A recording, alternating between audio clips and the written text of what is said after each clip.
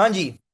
तो हमने last class में जो है इनकम स्टेटमेंट का फॉर्मेट सोल ट्रेडर बिजनेस की, ठीक है, और एसओएफपी के फॉर्मेट हमने कंप्लीटली डिस्कस कर लिया था, ठीक है। In today's class we are going to start the first past paper question of sole trader business, ठीक है जी। और वो क्वेश्चन मैं आप लोगों के सामने खोल लेता हूँ, ठीक है। ये रहा वो क्वेश्चन। ओके।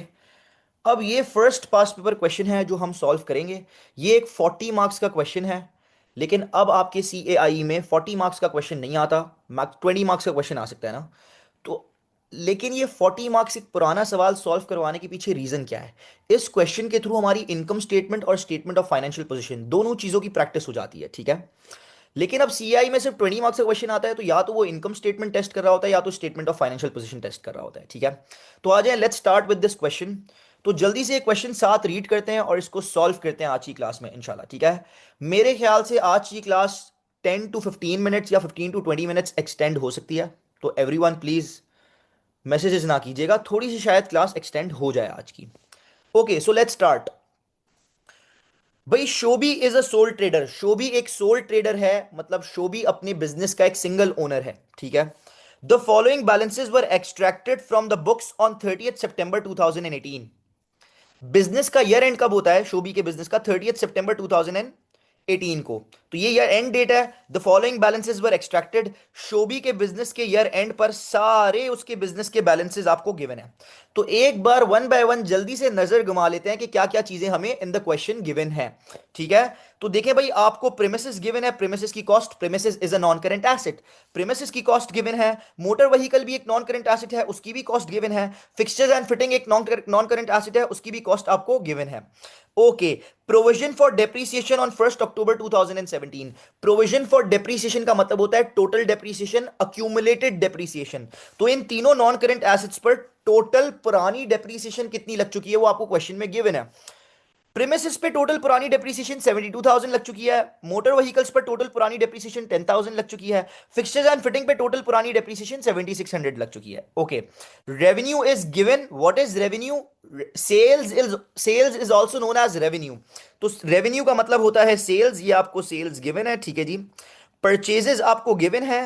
रिटर्न आउटवर्ड्स, जी बच्चे यहां कंफ्यूज होते हैं, sir what is return outwards? देखो, रिटर्न्स का मतलब आप गुड्स रिटर्न कर रहे हो, ठीक है। अब दो रिटर्न्स होते हैं ना, सेल रिटर्न या परचेज रिटर्न। तो देखिए मेरी बात सुनिए, सेल्स रिटर्न में क्या होता है? कस्टमर ने हमें गुड्स रिटर्न करे, तो बिजनेस के अंदर आए ना गुड्स वापसी रिटर्न होकर, तो return inwards. Sales return is also known as return inwards. अब परचेज रिटर्न में क्या होता है? हम सप्लायर को गुड्स वापसी कर रहे हैं, तो बिजनेस से आउट जा रहे हैं ना गुड्स, तो रिटर्न आउटवर्ड्स का मतलब होता है परचेज रिटर्न, ठीक है।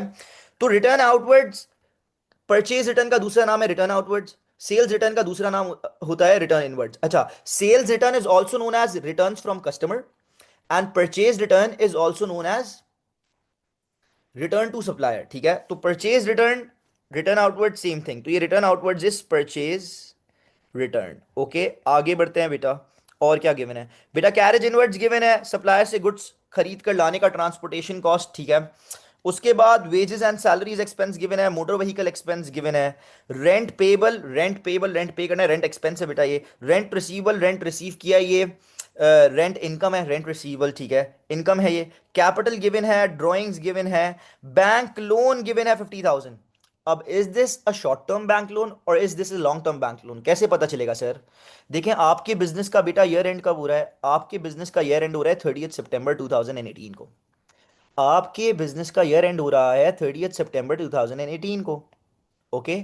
और देखें, बैंक लोन के आगे रीपे डेट लिखी होती है, आपने रीपे कब करना है? 2020 में। अभी अभी करंट डेट इज 30 सितंबर 2018, और आपने रीपे करना है 2020 में, तो एक साल के बाद रीपे करना है। It is a long term bank loan, yes Bushra, great. Okay. अच्छा, एक मजे की बात बता दूं, बैंक लोन से पहले जो परसेंटेज लिखी होती है ना, ये पूरे इसके लोन पे जो एक साल का इंटरेस्ट बनता है ना, पूरे एक साल का इंटरेस्ट जितना बनता है, ये उसकी परसेंटेज होती है, ठीक है। अब नीचे बैंक इंटरेस्ट पेड, बेटा बैंक लोन पे इंटरेस्ट इस साल पे कितना करा वो आपको गिवन है। ओके। इन्वेंट्री एट 1 अक्टूबर, बेटा ये कौन सी इन्वेंट्री है? Anyone can you tell me which inventory is this? कौन सी इन्वेंट्री है ये? Inventory at 1 October 2017। This is opening inventory बेटा। फर्स्ट डेट को जो भी इन्वेंट्री गिवन होती है वो आपकी ओपनिंग इन्वेंट्री होती है, ठीक है। तो ओपनिंग इन्वेंट्री आपको गिवन है। Heat light and power is expense, वो गिवन है। एडवर्टाइजिंग एक एक्सपेंस है, गिवन है। जनरल एक्सपेंस गिवन है। Disposal, what is this sir?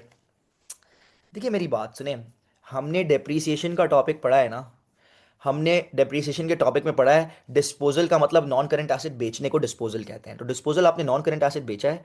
अब डिस्पोजल पे या तो आपको गेन होता है या तो आपको लॉस होता है। नॉन करंट एसेट बेचने पे आपको या तो गेन होता है या तो आपको लॉस होता है। तो ये डिस्पोजल जो गिवन है ना, या तो आपका ये गेन ऑन डिस्पोजल है या तो ये आपका लॉस ऑन डिस्पोजल है। अब कैसे पता चलाएं, कैसे पता लगाएं सर कि is this a gain on disposal और is this a loss on disposal? देखो मेरी बात सुनो, इसके आगे लिखा हुआ है क्रेडिट, और बुशरा जो आपने बोला मोस्ट ऑफ द स्टूडेंट यही सोचते हैं कि सर आगे क्रेडिट लिखा है मतलब ये लॉस है। नो, ऐसा नहीं है। सुने मेरी बात, देखो या तो ये गेन होगा या तो ये लॉस ऑन डिस्पोजल होगा। गेन ऑन डिस्पोजल है तो बिजनेस के लिए इनकम है, लॉस ऑन डिस्पोजल है तो बिजनेस के लिए एक्सपेंस है। देखिए एवरीथिंग डिपेंड्स ऑन नेचर, ठीक है। गेन हुआ तो इनकम है, इनकम का नेचर क्या होता है, इनकम बढ़ती है तो क्रेडिट होती है। अगर लॉस हुआ तो एक्सपेंस है, एक्सपेंस का नेचर क्या होता है, एक्सपेंस बढ़ता है तो डेबिट होता है। तो बेटा नेचर पे डिपेंड करता है। आगे क्रेडिट लिखा है ना, क्रेडिट किसका नेचर है, एक्सपेंस का नेचर है या इनकम का नेचर है? इनकम का नेचर है ना, इनकम बढ़ती है तो क्रेडिट होती है। तो आगे क्रेडिट लिखा है तो it is gain on disposal, ये आपकी इनकम है। हाँ अगर यहाँ क्रेडिट नहीं डेबिट लिखा होता तो मतलब ये लॉस ऑन डिस्पोजल होता, चूंकि डेबिट एक्सपेंस का नेचर है फिर ये एक्सपेंस होता।